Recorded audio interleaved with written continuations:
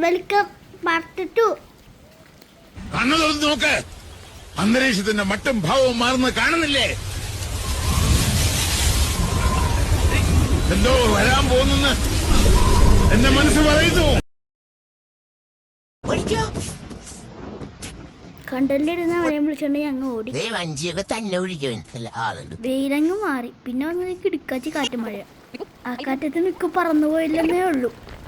കാറ്റത്ത് പോയില്ല. പോണെങ്കിൽ ഞങ്ങൾ പിടിച്ചെടുക്കും.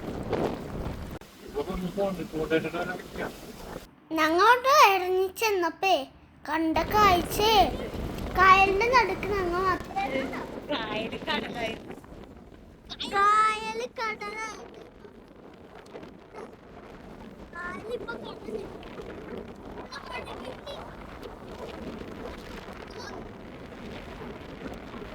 പിന്നെ നടന്നത് നിങ്ങൾ കാണും.